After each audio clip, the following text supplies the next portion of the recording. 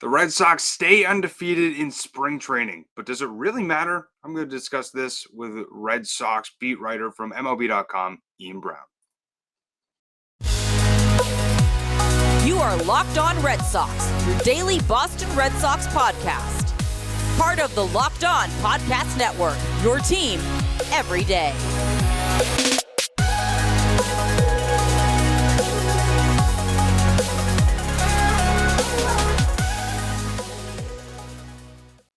I want to welcome you back into the Locked On Red Sox podcast. Thank you so much for making Locked On Red Sox your first listen of every single day. I'm your host, Jake Ignaszewski.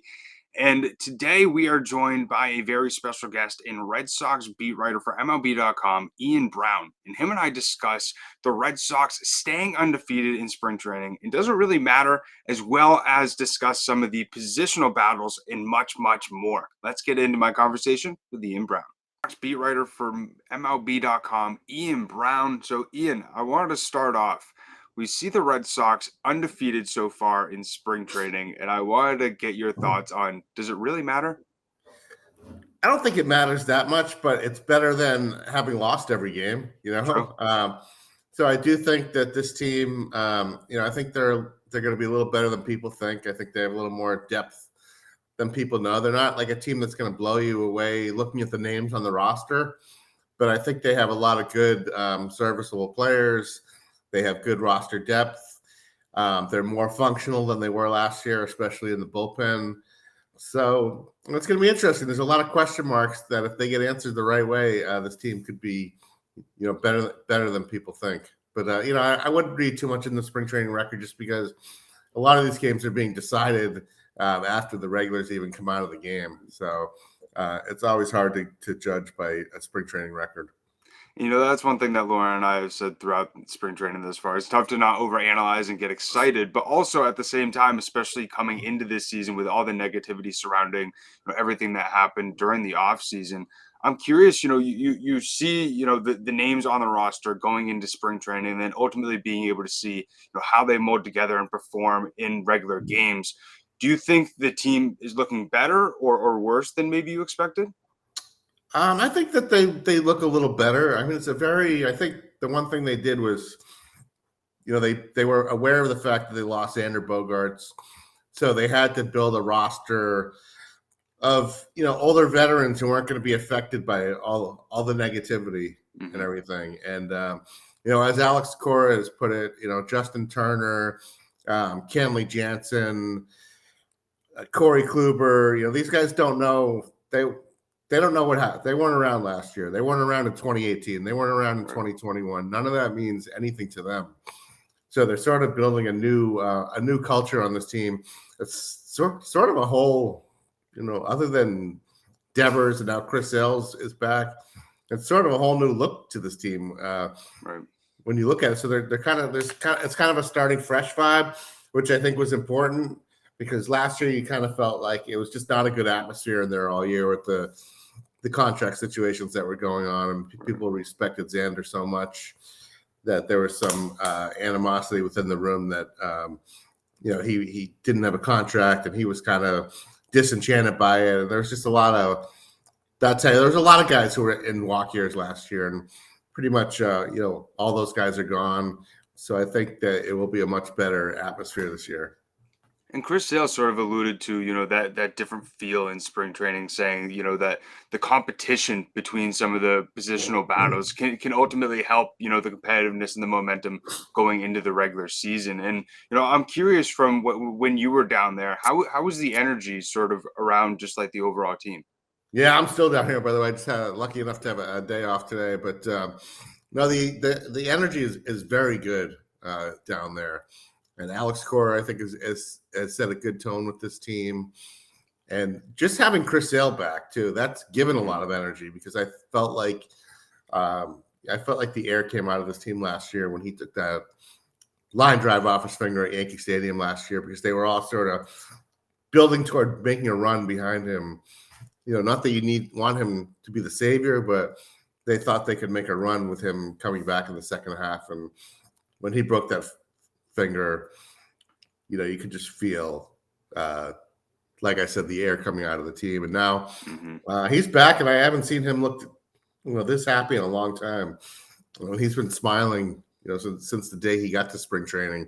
Yeah. So, you can tell by a player's mood how they're feeling health-wise, and he couldn't be happier. He's just soaking it all in. So, you hope that it stays that way for him. Right, and it was nice to see. It was nice to see him, walking off the mound with a smile on his face, like you mentioned, and it's also nice to see that he's coming into camp healthy, and since 2019 hasn't really been fully healthy going into spring training. But it's unfortunate to see some of the other injuries that have popped up for the Red Sox. Obviously, Justin Turner's is one that was really tough to see. But when you look at Brian Bayo, Garrett Whitlock, James Paxton, I saw that you tweet out that Bayo ended up throwing a live BP on Saturday, and then with Whitlock, and then for the first time they faced hitters, and then Paxton also played catch. And so I'm curious if from what you're hearing and from what you're seeing, do you think all of those three players will still miss opening day? Probably, but I think that we all, as baseball reporters, baseball fans, and baseball people, kind of make too much of opening day, like it's the day you circle on the calendar. Like, if a guy misses a week at the beginning of the season, is it really going to make that much of a difference? So I think maybe it was Alex Cora who put it. They'd rather get hit with these little things now than last year. It was all in the middle of the season, and that's kind of more crushing. So. None of these injuries are particularly serious. Even Justin Turner, as awful as that looked, he dodged a major bullet. They dodged a major bullet. That ball got him like right here, kind of on the bridge of the, under the nose, bridge of the mouth, and not like in the eye or in the forehead or something. So he has, 16 stitches. Obviously, it was painful and tough to watch, but I think those stitches come out in a couple weeks. And he's, some guys you would worry about how they would be mentally after something like that happens. Because look, that's scary. Right. We all face our mortality when something like that happens to us. But he's a tough-minded guy. He's a real warrior on the baseball field. He's been through so much in his career already that I think he'll hit the ground. It might take him a while to get his swing mechanics back or whatever, but I think that he's going to be fine. And he's going to be a huge part of this team. He's going to be, I think, the leader of this team in the clubhouse, and just the presence he has. And hopefully he can do the job, on the field too. But none of the injuries are and Whitlock, this was all by design, kind of bringing him along slowly to start the season.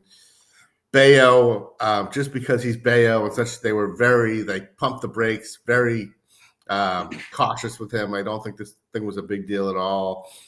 And Paxton, you just feel for that guy, because it's like, he made his first minor league rehab start. I think it was late August, September last year. And he pulled his lat muscle, I think, in the first or second inning. And then this thing, it was last Friday, he was pitching great in that game. I mean, he was throwing gas. And then on one pitch, he just he said he reached back for something extra, and he just kind of, strained the hamstring. But it's a very light strain. A lot of guys are getting hamstring stuff down here because I never remember the heat and humidity like this early in camp before. And I think that as much as these guys all try to stay hydrated, it's hard, when it's this hot and humid. So I think this injury is more a product of that. And hopefully, he's already throwing again, like we said. So hopefully he can get right back on his feet. And because kind of excited about Paxton, right? If he could give them something. I mean, the whole dynamic of this team changes if you get even like 20 to 25 starts from Sale, 20 to 25 starts from James Paxton. Kluber looks really healthy right now, and he really has learned how to pitch and kind of evolve from the guy who used to throw 95, 96. So I like veteran teams. I really do. And this is a veteran team, maybe too much so. I think they have like the oldest average age in baseball, I think. But when you're in a transition year like the Red Sox are in, I like having a veteran team more than a team with all young guys who, once you hit some adversity, kind of they don't know what to do. I think you have some guys here who can really steady the ship. I hope that you are enjoying my conversation with Ian Browne. I just want to take a second to talk to you about Built Bar. So if you're looking for a delicious treat but don't want all the fat and calories, then you got to check out Built Bar.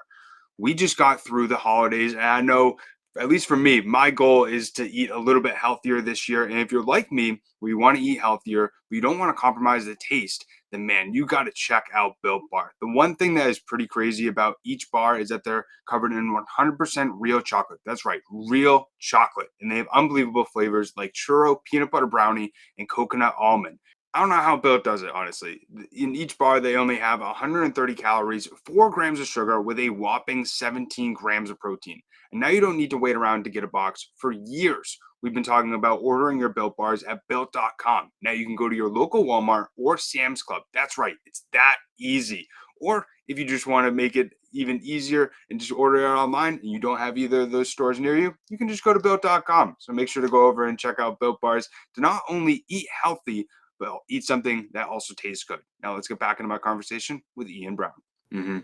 I was actually in Fort Myers on Thursday and Friday, and boy, you're right, that heat was crazy. And for me as a fan, when buying seats, you want to get as close as possible, and so that's sort of how I went about it. But then in the second or third inning, I had to go up to the shaded parts because I was sweating my butt off. But Yeah. I was there when that happened with Paxton, and it was tough to see him, walk off the mound after how well he did. But as you mentioned, if the team is able to have all these guys ultimately, either overachieve or just be able to stay healthy and give them exactly what most people expect. This could be a 500 over 500 team. And you brought up the veteran aspect. I think with a lot of these young guys of Cassis, Bayo, and maybe some others starting to trickle up throughout the end of the year. Maybe Valdez, Walter, Mata. How do you think this veteran presence can really help impact and also mentor some of the younger guys coming up?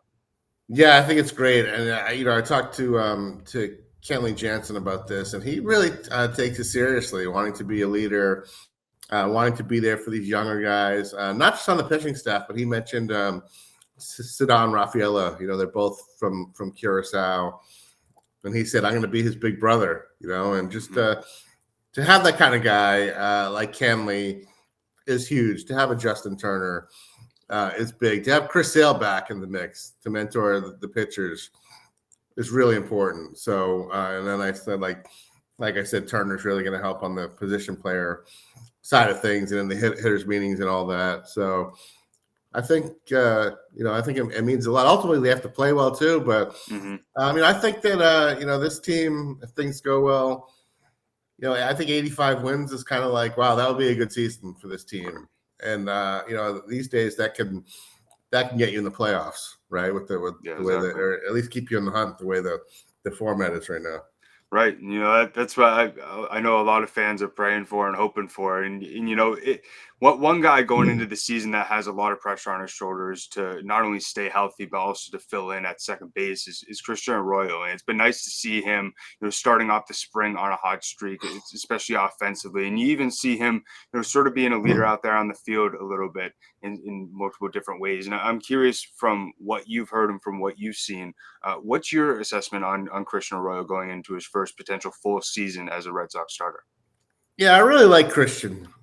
I think that he's a bit of an undervalued player. I think that when he has been on the field, he has by and large gotten the job done. People forget this is the guy that in 2021 in October he was playing second base every day, and this team came within 2 wins of getting to the World Series. And I think he played every game, and that was after Iglesias had sort of supplanted him as the starter in September when Arroyo got COVID and had I think it was a calf injury or something. And Arroyo really just stepped right back in, and he's a good player, good defensive player, give you a good at bat. One of the nicer guys on the team, honestly, very upbeat, very funny. Yeah. Really has a big personality. So yeah, I think that you don't need to play him to play 162 games. I think that they'll pick their spots with him, and hopefully with Mondesi, Adalberto Mondesi, and coming back maybe May, somewhere around there. I'm not sure exactly what his timetable is. Trevor Story hopefully coming back around the All-Star break. Then it's not like on Arroyo to be like the Iron Man. He just has to sort of hold down the fort early in the season. So hopefully he can do that. Yeah, I agree. I had the opportunity to speak with him, last year in Worcester, and as you mentioned, wicked nice guy. And you always see, whether it's the interviews where he interviewed JD Martinez last season, or just where he shows off his personality. He's a great clubhouse presence, and I'm rooting for him to play good second base, and also surprise a lot of people as well. And it's been interesting to also see sort of a lot of the guys who got signed on minor league contracts and all the question marks surrounding different positions like the bench outfield spot or the backup catcher. And specifically with the backup catcher, Jorge Alfaro seems to have a clear path to sort of secure that, especially with Connor Wong's hamstring injury. And I saw in Yeah. your projected opening day roster article, you put Alfaro down as that backup catcher, and I was curious if do you think he would have made the opening day roster had it been Connor Wong not straining his hamstring? Yeah, I'm still not sure he will. You make those projections and you do the best you can to try to gauge what's going to happen. But the way I look at it is this: with Alfaro, he has that opt out in his contract, so I think you preserve organizational depth if you keep him on the team, and Connor Wong still has options. So then you option Connor Wong, keep him in the organization, and then you have three guys. Should one of them get hurt or one of them not perform up to expectations, Alfaro's got a little pop in that bat. He can also play a little first base, and he's got some kind of character. He's a fun guy, and just with the big hair and everything, I think he's a guy that the Fenway fans would really sort of rally around. The big question with him is can he improve his receiving skills behind the plate? And he has been working overtime with Jason Varitek, who I can't say enough about Varitek as a catching instructor. Just watching him, you really get a glimpse of him in spring training because they have this whole setup with the catchers on a cement thing with a rug over it and a cage and all the stuff that he does right in front of the clubhouse. And you see the hands-on instruction he does with these guys, and it's really impressive. What a teacher! So I think if anyone can get Alfaro going and give him sort of crash course in catching, I think it's Jason Varitek. Now Alfaro, he's going to be gone. He's going to play for Colombia in the World Baseball Classic. So he just left. So you don't know how, I don't know if Colombia is really a team that's going to make a deep run in the Classic. So he might not be gone for that long. So I think it'll be good to get him back in camp as soon as possible. And Connor Wong, the jury's still out. Can he hit? And I think, boy, if you could put Alfaro's bat with Wong's glove, he would have a hell of a catcher, Right. And Reese McGuire, they're bullish on him. I don't know. He did a nice job last season. He's just kind of that guy. He doesn't excite you, but he just kind of sort of gets the job done behind the plate. And last year, he really got into a nice groove at the plate. So we'll see this is really the first time he's gotten a chance to catch every day in the big league. So curious to see how that goes also. So the whole catching situation to me is one of the more interesting aspects of this team. I agree. And, I think it's one that's sort of been brushed under the rug a little bit with all the other question marks as well. And, another guy who's on a minor league deal, Ramel Tapia. And, it's sort of a toss up between him and Jaron Duran on who's going to get that last bench spot. I'm curious from what you've seen from Duran. Do you think he's shown enough that he deserves a spot over Tapia? No, not Duran's fault. I really don't look at it as much of a toss-up right now because I think that Tapia is sort of made for that fourth, fifth outfielder role, kind of like Refsnyder. Like he's a guy who can perform in that role. He's been in that role before. Because he has more of a track record in the major leagues than Duran does, and I think a guy like Duran, you want to keep playing him every day. I don't think it does him a lot. So I think the one path for Duran would be like if Adam Duvall just doesn't pan out or he gets hurt or something. But, Duran doesn't do you a lot of good, I don't think, sitting on the bench. I think you want to preserve his trade value also. So maybe he's still a guy who gets traded at the end of the day. To me, the way the roster is constructed, Jaron Duran and Bobby Dahlbeck have both been kind of knocking on the door or trying to knock on the door to become, good players the last couple of years. I don't really see a fit for either of them the way the roster is constructed. So I think that both of those guys are trade candidates, late in spring training. I hope that you are enjoying my conversation with Ian Browne, but I just want to take a second to talk to you about FanDuel. So it's the midway point of the NBA season, and now is the perfect time to download FanDuel, America's #1 sportsbook, because new customers get a no-sweat first bet up to $1,000. That's bonus bets back if your first bet doesn't win. Download the FanDuel Sportsbook app. It's safe, secure, and super easy to use. Then you can bet on everything from money line to point scores and threes drained. Maybe even the futures of if the Red Sox will win the World Series or make the playoffs. And also, FanDuel even lets you combine your bets for a chance at a bigger payout with same game parlay. So if you wanted to do something with the red hot Bruins right now, David Pastrnak scores a goal mixed with Bruins money line, something like that, especially with how good they're doing right now, that could definitely hit. So don't miss the chance to get your no sweat first bet up to $1,000 in bonus bets when you go to FanDuel.com/lockedon. That's FanDuel.com/lockedon to learn more. Make every moment more with FanDuel, the official sports betting partner of the NBA. Now let's get back into my conversation with Ian Browne.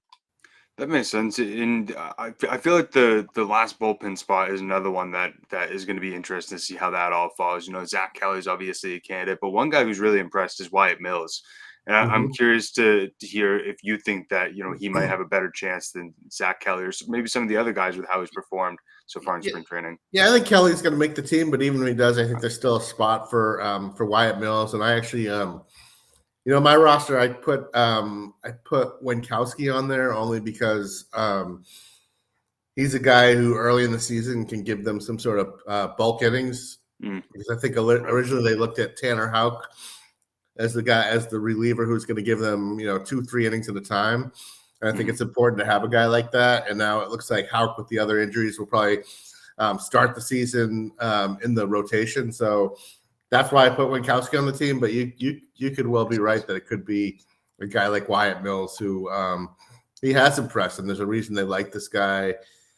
So yeah, he's in the mix, but I agree. There's like that one spot that's like Wyatt Mills, Caleb Ward, Winkowski. I think Cutter Crawford right now will be in the rotation at least for the first week or so of the season. So it's going to be interesting to see how they piece it together, but this bullpen on paper looks a hell of a lot better than last year going into the season. That's for sure.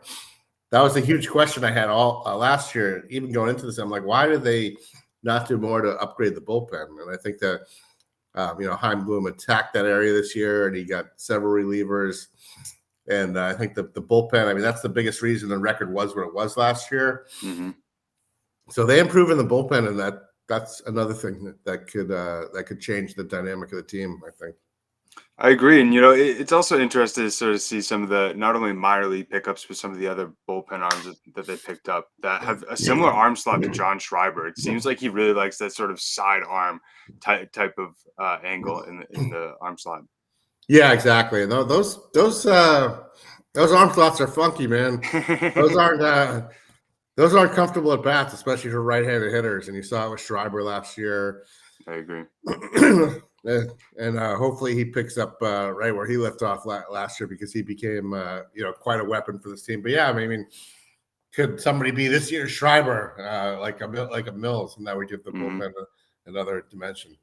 I hope so. And the last thing that I got for you is 2 words that Lauren and I have used multiple times, almost every single episode throughout this offseason and spring training, is what if and the potential. And the other thing that I think is a lot on this Red Sox team is pressure. There's a lot of players that have pressure to either perform, whether it's their future with the team. You could look at Alex Verdugo, with should they trade him, or does he deserve a contract extension? Tanner Houck as well, Christian Arroyo, a guy that we brought up, Chris Sale. And I'm curious if you could pick one guy who might have like the most pressure on his shoulders going into the season. I don't know about as far as pressure, but I think that the one guy that could make just a huge difference on this team is Tristan Casas. I guess there is pressure in a way, because they got rid of his security blanket with Eric Hosmer. So it's like kind of sink or swim time for Tristan Casas in his rookie year, his first full season in the majors. And I'm sure you've seen some of the quotes this spring. This guy just has a ton of confidence in himself. I would say the last prospect that I saw who came up with this type of confidence was Dustin Pedroia, Really? And So you like that confidence, but it's going to look bad if he can't live up to it. So Right. he could go through some growing pains in the beginning of it, like Pedroia did in 2007, and it was kind of similar, like because Casas came up last year, kind of like Pedroia did late in the 2006 season, and Pedroia took some lumps. Casas, while he did have a good on-base percentage and hit some tape measure homers last year, he didn't do much with balls hit and play. Struck out a good bit. So, and then if he has a terrible month this year, they've just got to stay the course with him, just like Terry Francona and Theo Epstein did with Dustin Pedroia, and just reap the benefits. But so I think this guy, I mean, he could turn into a rookie of the year, honestly. Very true. Like Pedroia did. So I think that this guy has a lot of pressure on him, but he doesn't feel the pressure because he's so confident in himself. And he's so self-assured. He's a very hard worker. So I think, to me, that's one of the most fascinating guys to watch. He's also, he's a big personality. I'm sure you've seen some of the things written about him. And I think that I feel like watching him on the team, his teammates really haven't embraced him just yet, because they're like, oh, he's a rookie and he's, a little bit eccentric. But I think that he's the kind of guy, once he starts producing and becoming a big part of the team, that's when guys will embrace him. And that's when, okay, you're one of us now. I don't care that you paint your fingernails or, you're sunbathing before the game or whatever. You're hitting big home runs for us, and you're getting on base all the time, and you're playing a great first base. So suddenly he becomes an integral part of the team. So I think that's the guy that Casas and Yoshida, another guy we haven't talked about, but those are two guys I'm really looking forward to watching them play, kind of to see what they become this season.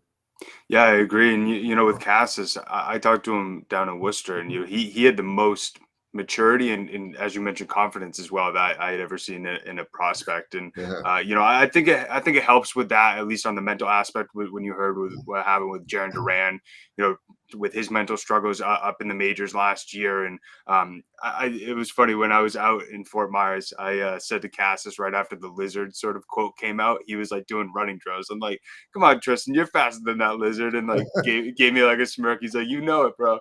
And so he's a great guy and somebody that I'm excited to see how he continues to grow throughout this season. But I really appreciate all your insight and your time, Ian, and for always, coming on and giving some great points. And so for anybody that wants to, support you with your articles on MLB.com or, check out some of your tweets, where can they find all that stuff?